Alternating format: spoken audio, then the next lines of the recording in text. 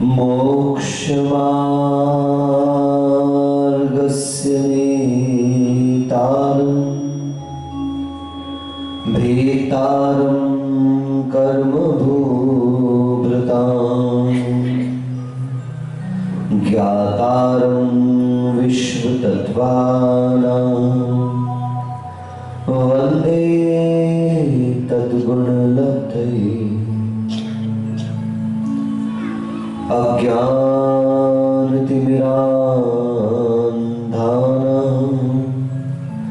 ज्ञानाञ्जनशलाकया चक्षुरुन्मीलितं येन तस्मै श्रीगुरवे नमः।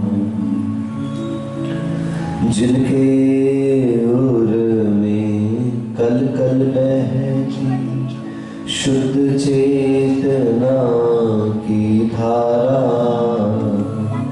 समतामय सम्यक्त्वमणि से जिनने निज को श्रृंगारा, वचनों के मोती बरसाते अमर रहे चिंतन नागर। मेरे उर में आन विराजो गुरुवर अभिनंदन सागर, गुरुवर अभिनंदन सागर।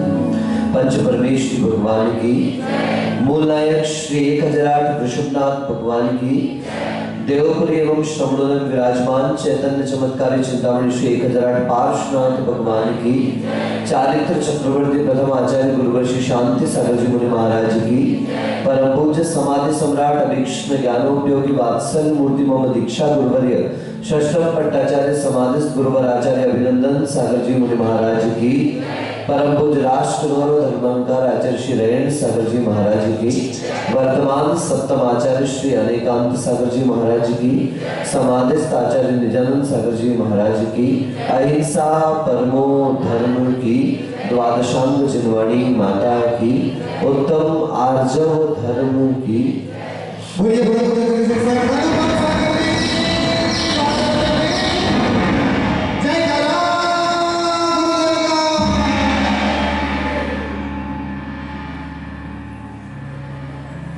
जिन वयन मोसह मिणम विषय सुह विरेणम अमित भूतम जर मरण वाहि हरणम क्षय करणम सब दुखाणम।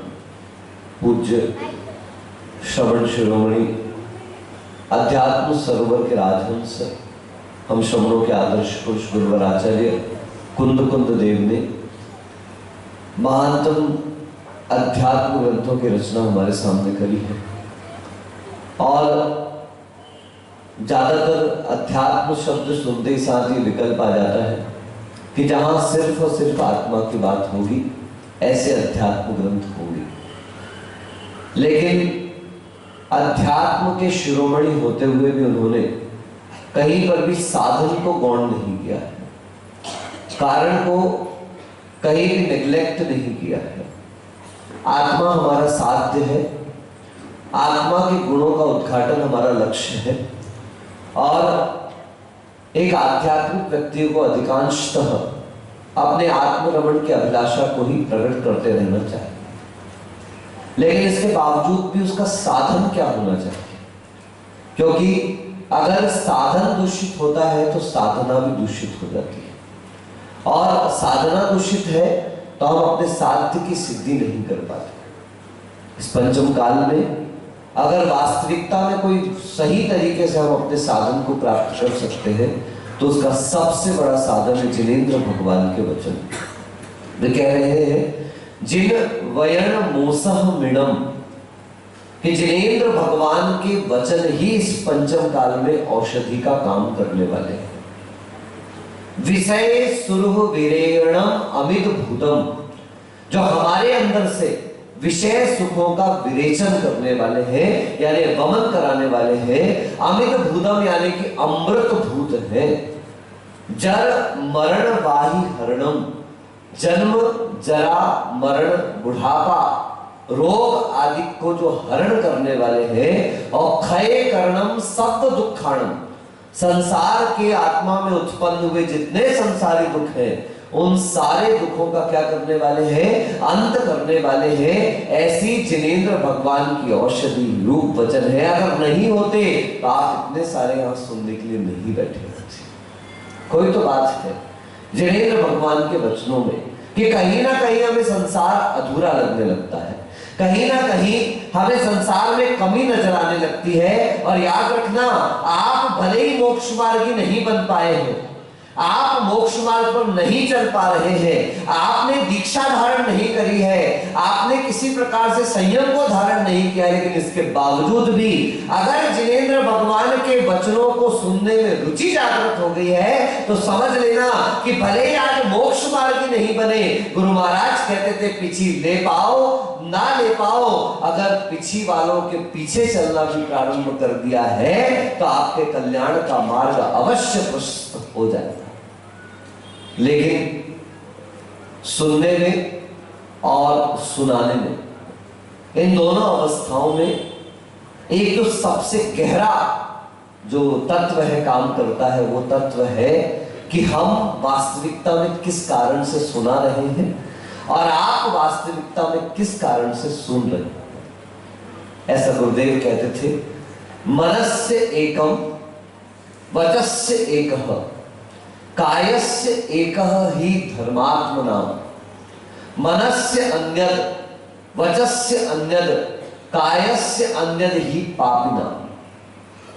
आपने तो बहुत पूजाएं करी, मैंने तो बहुत कम पूजा करी है, क्योंकि जब तक पूजा करने की अकल आई तब तक तो पूज्य बन गए, इसलिए पूजा करने का ज्यादा काम नहीं पड़ा।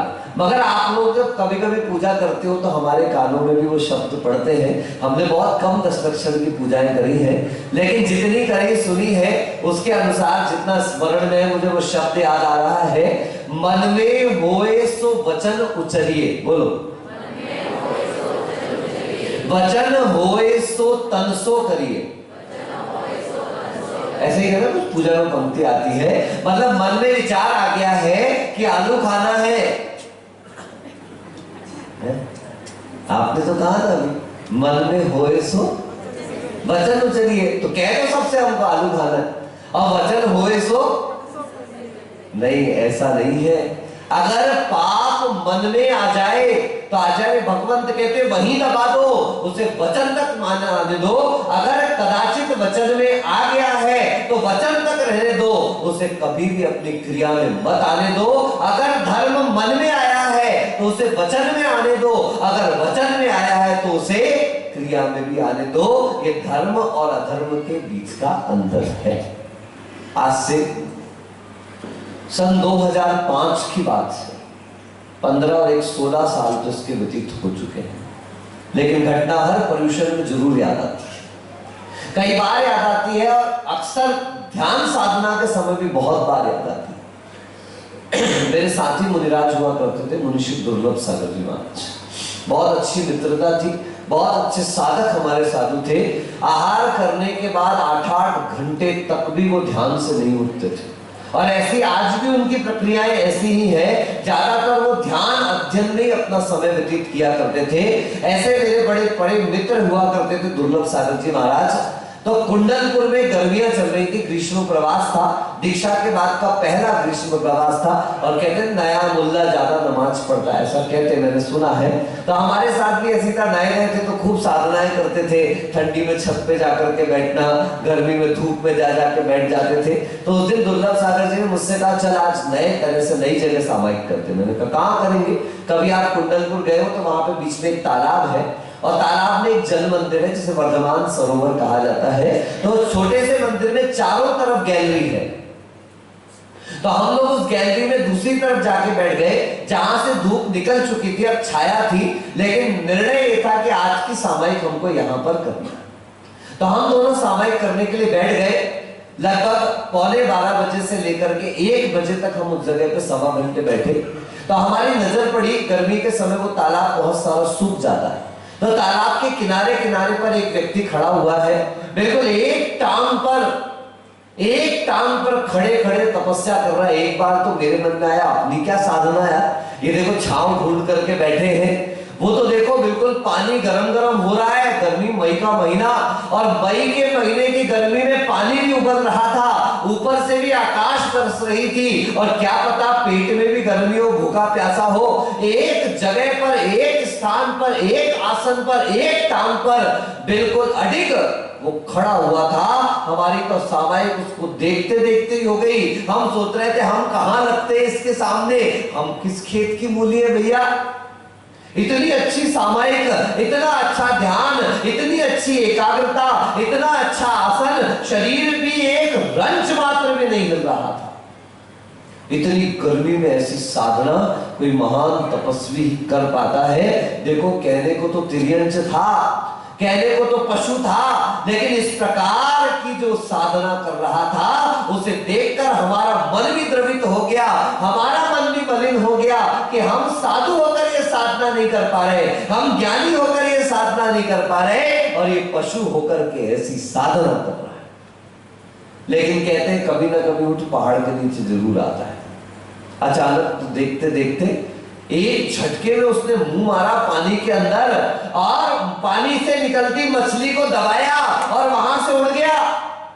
मैंने कहा ये क्या हुआ, ये कैसी साधना, ये कैसा साध्य, और ये कैसा लक्ष्य, ये कैसा उद्देश्य। घंटे घंटे तक इतनी गर्मी में तपता रहा, किसके लिए, उस पानी के अंदर की मछली को पकड़ने के लिए। उसका नाम था बगुला। क्या नाम था बोलो? कहते ना जब कोई व्यक्ति दिखावे के लिए करता रहता है, बोले बगुला भगत है साला, बगुला भगत। कैसा भगत है बोलो, बोलो ना, बोल दो एक बार और बोल दो। हमको कह रहे हो नहीं, इतने प्यार से हमारी तरफ इशारा करते हो बगुला भगत। हाँ क्या बात है इसमें, हो सकता है दिखाने के लिए चल रहा हो सकता है बताने के लिए चल रहा हो सकता है सुनाने के लिए चल रहा हो सकता है कि सिर्फ और सिर्फ मेरा लक्ष्य प्रदर्शन हो। अगर मेरा लक्ष्य प्रदर्शन है तो मैं अपने उद्देश्य को कभी भी सार्थक नहीं कर पाऊंगा। कुंद कुंद देव कहते हैं सद्दहदी पत्तेदी रोचेदी तहय पुणो विफासेदी धम्मं भोग निमित्तम नदुसो कम खय निमित्तम।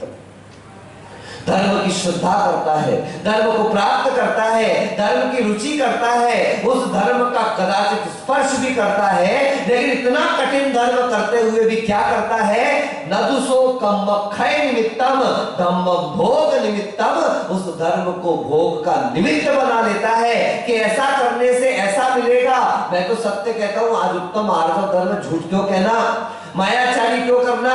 जब हमने पहली बार 10 उपास किया, आपको पहले बताया भी था, अपना तो उस समय एक ही लक्ष्य था। क्या बढ़िया गोद भराई होती है यार, क्या तिलक लगता है, बग्गियों में बैठा करके जुलूस निकाला जाता है। 1 महीने तक तो साहब घर में खाना नहीं खाया, सुबह इनके निमंत्रण, शाम को उनके निमंत्रण, सुबह उनके निमंत्रण, शाम को उनके निमंत्रण। 1 महीने गुजर गए, और जिसके घर जाओ टीका करेगा 500 से कम तो धरता ही नहीं था गोद में। कितने महीने तक पार्टी चली साहब, आपको क्या पता। और वो भी आराम से बढ़िया पानी पीते थे, नारियल पानी पीते थे, दूध पी लेते थे एक बार, बस हो गया, उपवास हो गया। भैया कहने को तो उपवास हुआ कि दूध पानी लेके उपवास किया, और आराम से बढ़िया पूरे दिन टीवी चालू, कहानी घर घर की जो कि सास भी। उस समय आता था हमारे समय सीरियल, तो पहले ओरिजिनल देखते थे रात का, फिर सुबह दोपहर में टेलीकास्ट लाइव आता था तो रिपीट देखते थे। इस तरीके से करते करते करते करते सूर्यवंशम तो 10 दिन में 20 बार देख ही डाली। एक एक डायलॉग रटाया साहब, एक एक सीक्वेंस पता क्या होने वाला, नींद में भी बता सकते हैं, क्योंकि 10 दिन के उपवास में देखा था। शाम को मंदिर चले गए, बढ़िया आरती में बैठ गए, बढ़िया भजन हो रहे हैं, रात के प्रोग्राम देख लिए, हो गया, सारा दिन गुजर गया। आचार्य महाराज कहते सुनो, साधना का फल यही है, दिन ना कटे, बोलो कर्म कटे, साधना का फल यही है, बोलो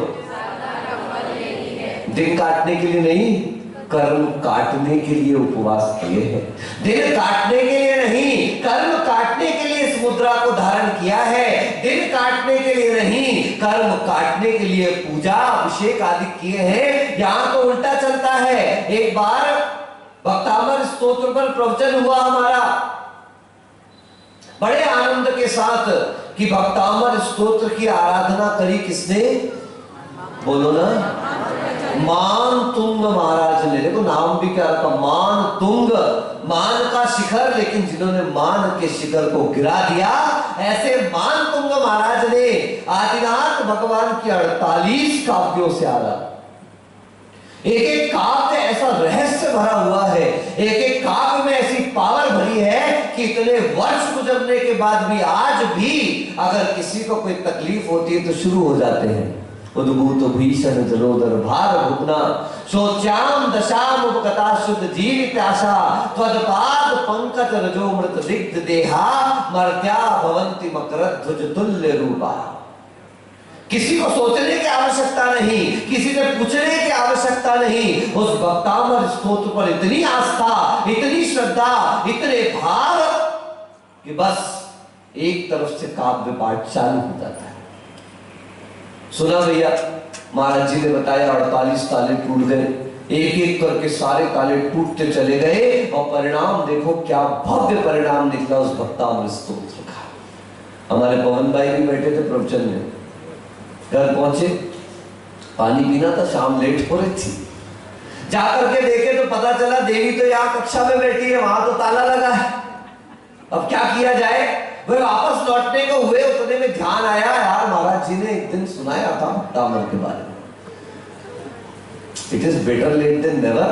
यही बैठ जाओ, सांझ को आज क्या परीक्षा, practical is always better than theory. Pawan भाई बैठ गए, घर के सामने शुरू हो गए, भक्तामर प्रणत मौली, ताला हिला भी नहीं भाई, एक काव्य हो गया, 2 काव्य हो गया, 3 काव्य हो गया, 4 काव्य हो गया, 48 खत्म। लेकिन ताला टूटना तो बहुत दूर की बात, ताले में तो हलन चलन भी नहीं हुआ। पवन भाई वैसे ही के वैसे लौट के आए, महाराज आप झूठ बोलते हो। मैंने कहा मैंने क्या झूठ बोला, आपने ही तो कहा था प्रवचन में महाराज की मान तुंग ने भक्तामर स्तोत्र का पाठ किया तो 48 ताले टूट गए। महाराज आपका टूटना तो दूर, मेरा तो हिला भी नहीं। मैंने कहा सुनो पवन भाई, मान तुंग महाराज ने ताला तोड़ने के लिए भक्ति नहीं करी। मान तुंग महाराज का उद्देश्य कुछ भी तोड़ना ताड़ना नहीं था, उनका तो एक ही उद्देश्य था कि मेरे कर्म जो हैं, जिन कर्मों के कारण आज मुझे सलाखों के पीछे आना पड़ा, इस मुनि मुद्रा को सलाखों के पीछे आना पड़ा, हे भगवान ऐसे कर्म टूटे। और कर्म टूटना तो बाद की बात है, जब तक मैं यहां पर हूं मेरे मन में कोई संक्लेश ना हो, कोई संकल्प विकल्प ना हो, मैं निराकुल भाव से इस कष्ट को सहन कर जाऊं, इसके लिए मैं आपकी भक्ति करने के लिए उद्यत हुआ। पर महाराज उनके ताले तो टूट गए। मैंने कहा आपके यहाँ सीसीटीवी कैमरा लगा है क्या? बोले बिल्कुल लगा है महाराज ने, रिकॉर्डिंग तो लेके आओ जरा। अब रिकॉर्डिंग देखो तो जबरदस्त रिकॉर्डिंग है। पवन भाई जितनी बार गाना खत्म होता था, एक स्तोत्र काव्य खत्म हुआ। तुम क्या पवन भाई के ऊपर हंस रहे हो यार? ये पवन अकेले की बात नहीं है, ये जितने ज्ञानी बैठे सब ज्ञानियों की बात है। माला ले लेते हैं,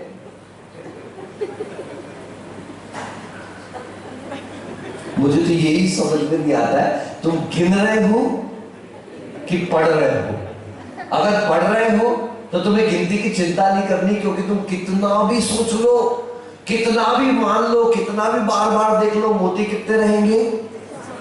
बोलो ना, एक आध कम हो जाएगा क्या?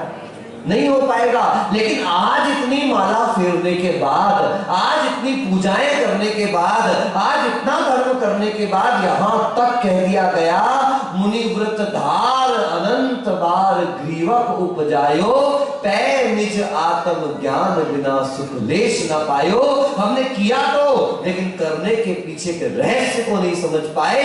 सिर्फ प्रदर्शन प्रदर्शन प्रदर्शन, ये 3 शब्द हैं। कितने शब्द? बोलो प्रतिष्ठा। आइए आवाज फिर से बोलो। पंच कल्याणक की बात नहीं चल रही है, प्रतिष्ठा, रेप्यूटेशन, क्या है? प्रतिस्पर्धा, कंपटीशन और प्रदर्शन यानी कि शोबाजी। इन तीन के चक्कर में संसारी प्राणी जल रहा है। अंदर अंदर अंतो अंतोट जम्मी, अंदर ही अंदर जलता रहता है। कैसे उससे बेहतर हो, कैसे उससे श्रेष्ठ हो, कैसे उससे बढ़िया मेरा हो जाए, और उसके चक्कर में अपने पास जो है उसकी वैल्यू को भी नहीं समझ पाता है। इसलिए इसके अंदर सरलता और रिजुता नहीं आ पा रही। मैंने कई बार आपसे कहा बंधु, याद रखना, सांप कितना भी टेढ़ा चले, अगर उसे बिल के अंदर जाना है तो क्या होना पड़ेगा? सीधा होना पड़ेगा।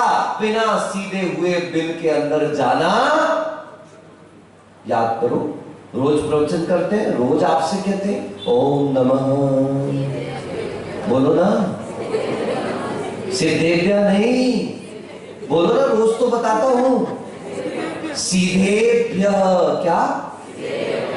ओम नमः सिद्धेभ्य तो ठीक है, प्रभु तो गए, अब तुम हो, हम है, अपन सब है, अपन को क्या होना है? सिद्ध नहीं होना है, पहले क्या होना है? सीधा होना है।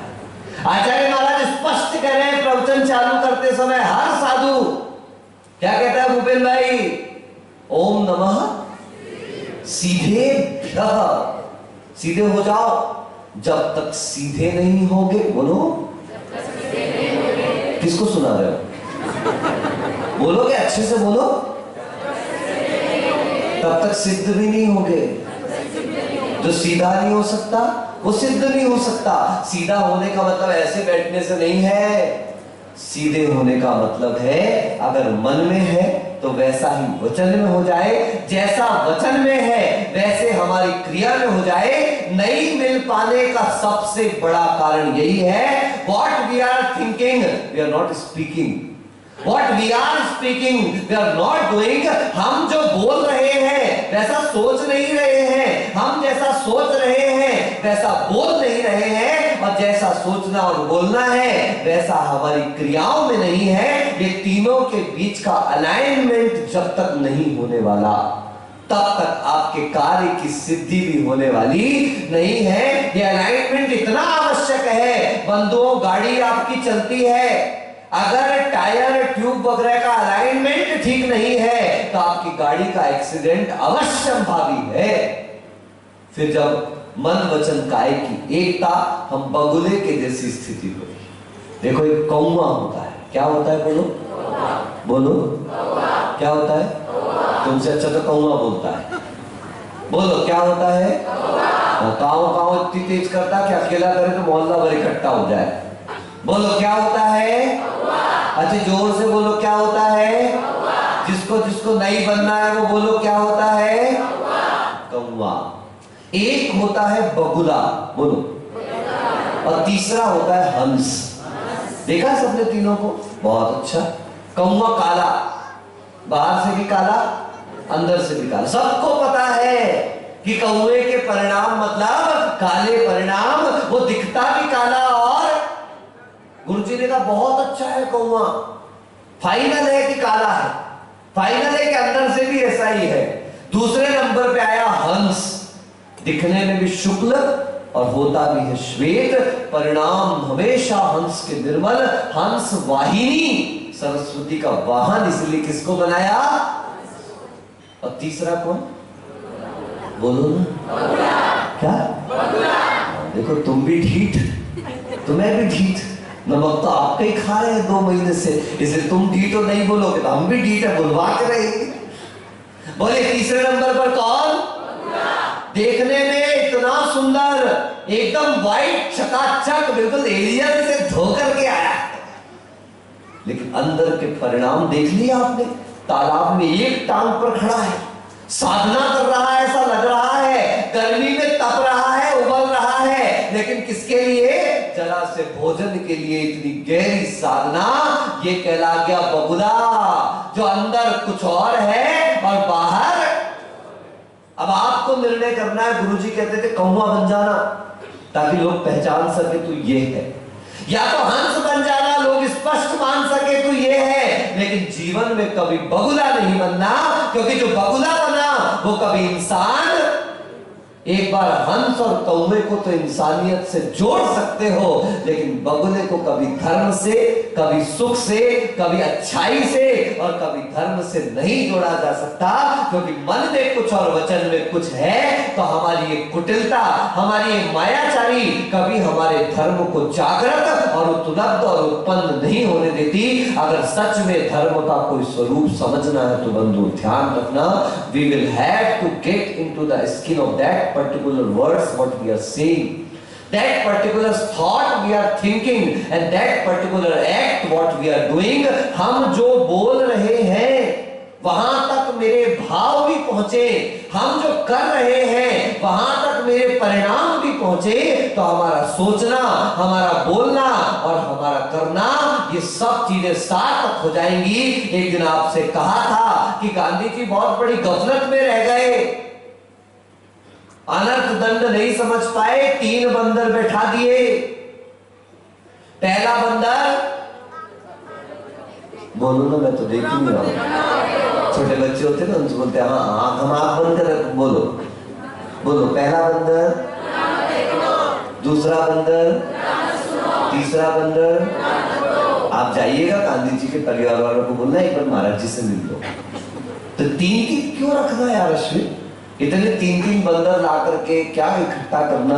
अपना तो अनर्थ दंड विरत लाले हैं, अपने अनावश्यक का परिहार करें, अनावश्यक को छोड़ें, अनावश्यक का संग्रह ना करें। ऐसे हमने एक बंदर बिठाओ। कैसा होना चाहिए कीर्ति भाई? देखो टप्पू ने बता दिया, बता, खड़े हो जल्दी, अरे जल्दी खड़े हो के सबकी तरफ मुंह करके बता दे कैसा होना चाहिए। और दूसरा, या फिर इसका अर्थ समझ गए आप लोग?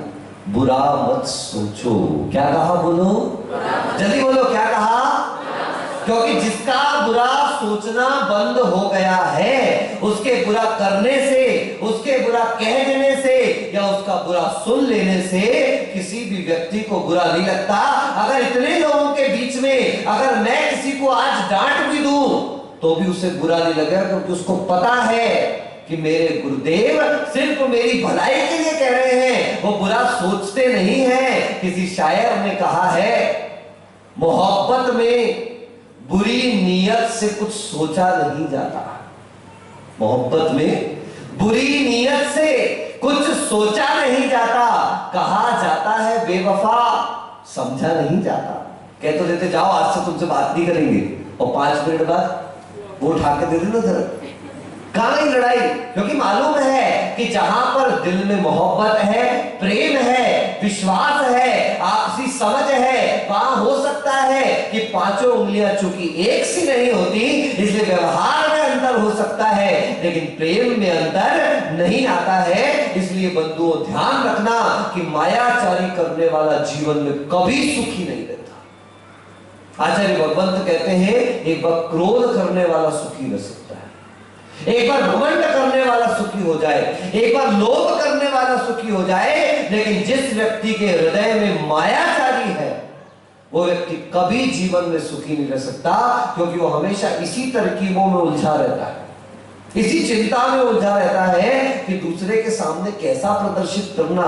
वो हमेशा प्रेजेंटेशन के चक्कर में रहता है, जबकि जैन शासन कहता है कि प्रेजेंटेशन तो ठीक है, अगर इंटेंशन बढ़िया है तो हो सकता है कि आपकी प्रेजेंटेशन आज पसंद ना की जाए, लेकिन आने वाले समय में अगर इंटेंशन सही रही होगी तो आपकी प्रेजेंटेशन को अवश्य पसंद किया जाएगा। इसलिए प्रेजेंटेशन को छोड़कर इंटेंशन की तरफ ध्यान दे। ये जैन धर्म इंटेंशन बेस्ड धर्म है, ये भाव प्रधान धर्म है। सरलता कहती है अपनी भावना पर ध्यान दो, ऋजुता कहती है अपनी भावना पर ध्यान दो। अगर प्रदर्शन ठीक नहीं भी हुआ, ज्यादातर लोग, मैंने एक दिन कहा था आपसे, कप देख रहे हैं। क्या देख रहे हैं? बोलो ना, क्या देख रहे हैं? कप का मतलब समझते हो? कॉफी कैसी बनी इसकी चिंता नहीं है, कप सुंदर होना चाहिए, कप डिजाइनर होना चाहिए, कप आंखों को अच्छा लगना चाहिए। अगर किसी एक व्यक्ति को खराब कप में दे दिया जाए तो अच्छी से अच्छी कॉफी भी उसको जहर जैसी लगने लगती है। ये धर्म के स्वरूप को न समझ पाने का है। बाहरी आवरण में इतने आसक्त हैं, बाहरी आवरण में इतने बिल्कुल खो चुके हैं कि अंदर की तरफ हमारी दृष्टि नहीं है। पूज्य आचार्य भगवंत विद्यासागर जी महाराज हमेशा कहते थे, मोक्ष मार्ग, बोलो बाहर कम है, भीतर ज्यादा। क्या समझे? ये जो दिख रहा है ना, हो सकता है कि मैं आपके सामने कई बार ऐसा बैठा दिखाई ना दूं, हो सकता है मैं आपको घंटे घंटे सामायिक करता ना दिखाई दूं, हो सकता है मैं आपको माला फेरते ना दिखाई दूं, हो सकता है मैं आपको ग्रंथ पढ़ता हुआ दिखाई ना दूं। उससे तो अच्छा है कि मैं किसी को देखकर किताब खोल के बैठ जाऊं, मैं किसी को देखकर जाप करने लगूं, मैं किसी को देखकर माला फेरना चालू कर दूं। देखता हूं मंदिरों में जाता हूं, पीछे से कभी धीरे से घुस जाओ, सामने वाला व्यक्ति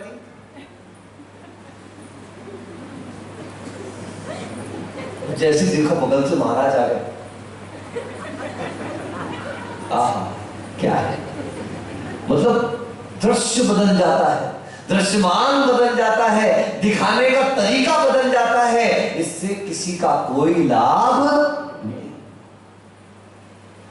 यहां तक कह रहा हूं, महिलाओं सुन लो, आभूषण भी गले में डाला ना, आईने के सामने खड़े होकर देखा, तुमको पसंद आ रहा है कि नहीं आ रहा है वो महत्वपूर्ण। आपने पहना तो अपनी खुशी के लिए पहनना, अपने सुख के लिए पहनना, अपने आनंद के लिए पहनना। मैं मुझे अच्छी लग रही हूं कि नहीं लग रही हूं उसके लिए पहनना। कोई देखे ना देखे, आप कहां तक किस किस की पसंद पूछोगे। याद रखना, अगर आपको मीठा पसंद है तो जरूरी नहीं कि सबको मीठा पसंद आए। अगर आपको नमकीन पसंद है तो कभी जरूरी नहीं कि दूसरे को नमकीन पसंद आए। ऐसा कोई आवश्यक नहीं है। इसलिए दूसरे की पसंद के चक्कर में अपनी पसंद का कभी समझौता मत कर देना। अरे काम करो ऐसे कि पहचान बन जाए, कदम रखो ऐसे कि निशान बन जाए। जिंदगी तो हर कोई काट लिया करता है, जिंदगी तो हर कोई काट लिया करता है, लेकिन जिंदगी जियो ऐसे कि मिसाल बन जाए। हमें किसी को दिखा के चलने की जरूरत नहीं है। तुम्हें अच्छा लग रहा है इसलिए सुनाना है, तुम्हें अच्छा लगे इसलिए बताना है, उसे अच्छा लगे इसलिए दिखाना है। ये दिखावा छोड़ो। कहते हाथी के दांत खाने के और, इसलिए दिखाने वाले जो दांत है उसका क्या होता है आपको पता है ना, उसके लिए हाथियों को मार तक दिया जाता है। और जिसके खाने के हैं वो खाता रहता है और जीवन भर मस्ती में जीता रहता है। इस दिखावे से उठकर, प्रदर्शन से उठकर प्रतिष्ठा, बोलिए प्रतिस्पर्धा, प्रदर्शन। आदमी इसी चिंता में घुल रहा है और कहते चिंता चिता समाना, बोलो बिंदु मात्र समाख्याता, चिता दहती निर्जीवम, चिंता किंतु सजीवकम। देखो चिंता और चिता दोनों सेम शब्द है। च में छोटी की मात्रा, त बड़े आ की मात्रा, ठीक है। बस चिता और चिंता में कितना अंतर है? एक बिंदी का अंतर, एक बिंदी का अंतर। चिता और चिंता, चिता निर्जीव को जलाती है, चिता शव को जलाती है, चिता मरे हुए को जलाती है, लेकिन चिंता जीवित व्यक्ति को खोखला करके रख दिया करती है। इसलिए जिंदगी में चिंता है तो किसकी? अरे मेरी प्रतिष्ठा हो, कंपटीशन में आगे रहूं। और सबसे आज नीट का एग्जाम है, किसका? आधे बच्चों को तो गला दबा के यूं ही मार के रखा हो, बेटा देख लेना, अच्छे से जाना, घबराना मत, ऐसा मत कर। पहले तो पथरा सिर में पटक दिया, अब बोलते हो घबराना मत। सबको चाहिए मेरा बेटा डॉक्टर बन जाए, मेरा बेटा इंजीनियर बन जाए। एक आदमी ने भी ये नहीं सोचा कि मेरा बच्चा अच्छा आदमी भी तो बन जाए, डॉक्टर बनेगा, अमेरिका चला जाएगा। एक अंकल जी बहुत खुश थे, मेरा बेटा एक डॉक्टर है, एक सीए है, एक इंजीनियर, चौथे को रोज गाली देते थे। ये गला नवरा कुछ नहीं कर पाया, ये नवरा कुछ नहीं कर पाया, ये नवरा कुछ नहीं कर पाया। तो 15 साल बाद मिले साहब, उनकी दुकान के सामने से निकलना हुआ तो पता चला वो नवरा जो है वो दुकान में बैठा था, वहां सेठ जी बैठे हुए थे। हमने पूछा आज क्या बात है भैया, कहाँ है तुम्हारा डॉक्टर, कहाँ है तुम्हारा इंजीनियर, कहाँ है तुम्हारा सीए? बोले डॉक्टर अमेरिका में है, इंजीनियर कनाडा में बैठा हुआ है और सीए साहब बॉम्बे में नौकरी कर रहे हैं। तो फिर क्या हाल चाल है? बोले अपना तो यही हाल है और यही चाल है। बोले सबसे काम का बेटा कौन निकला? जो कुछ नहीं कर पाया। सच में संसार में जो कुछ नहीं करते वो कमाल करते हैं। क्या करते हैं? बोलो। जो कुछ नहीं करते वो, इसलिए हमारे गुरुजी ने कहा, बेटा अगर जीवन में सुख चाहते हो तो कुछ नहीं करना। क्यों? अनुकरण सही है ना। अगर सुख चाहते हो तो क्या करना? देखो भगवान हाथ पे हाथ धर के बैठे, कुछ नहीं कर रहे। सबसे कठिन काम, बोलो बोलो, सबसे कठिन काम कौन सा? कुछ करना तो बहुत आसान है साहब, लेकिन दुनिया में सबसे कठिन काम क्या होता है? एक बार एक सरदार जी पंडित जी के बीच में लग गई शर्त। सरदार जी के बाल बहुत थे तो जुए हुए हो जाते थे, तो बहुत खुजली करते थे। और पंडित जी ने खा लिया होगा आइसक्रीम वाइसक्रीम, उनके तो चलती रहती पंगत मंगत, दबा के आ गए। अब यहां से दबक रही है। अब दोनों के बीच में कंपटीशन देखते, पहले कौन तू खुजाता है या मैं पोसता हूं। दोनों के बीच में कंपटीशन लग गया, दोनों आमने सामने खड़े। अब सरदार जी से तो रहा ही नहीं जाए, इतनी खुजली चले, इतनी खुजली चले, इतनी खुजली चले। यहाँ पंडित जी बोले हारूंगा तो नहीं, बिल्कुल टेस्ट आने वाला था। ना पंडित हारने को तैयार, ना सरदार हारने को तैयार। उतने में सरदार की 12 बजे घंटी बजती, एकदम बजी घंटी यार, तरीका मिल गया। वो पंडित से कहता है, तुमको पता है हमारे सरदारों पगड़ी कैसे बांधते? तो पंडित तो बेचारा ना भी नहीं कह पाया, क्योंकि जैसे ही ना कहता तो हिल जाए। अब सरदार कहता है, देख हमारे सरदारों में पैसे पगड़ी बांधते। जब तक उसकी पगड़ी पहनने का क्रम चलता रहा, तब तक, जब तक कि उसकी खुजली नहीं मिट गई। पंडित कहता है, वाह तेरे तो अच्छा काम किया यार, तूने बिना हिसाब किताब निपटाए अपनी खुजली कर डाली। मैं भी तुझे बताता हूं, मैं भी पंडित हूं साहब। पंडित जी कहते हैं, आपको पता है जब हमारे राम जी वन में गए थे तो वहां उन्होंने रावण को मारा था, तो ऐसे वैसे रावण को थोड़ी ना मारा था, आपको पता है कैसे मारा था? तो सरदार पूछता, आप बताइए कैसे मारा था? बोले ऐसे मारा था।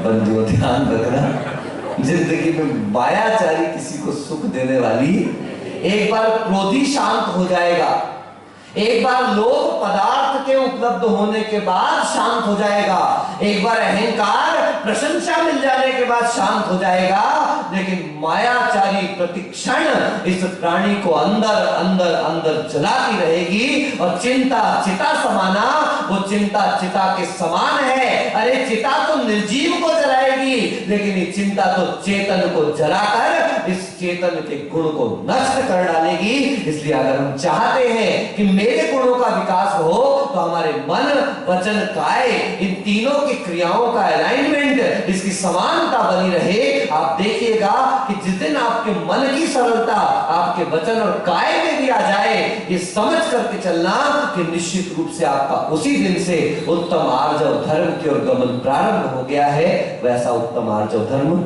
आपको भी प्राप्त हो और मुझे भी प्राप्त हो, इन्हीं भावनाओं के साथ बोले गुरुवर आचार्य अभिनंदन सागर जी महाराज की।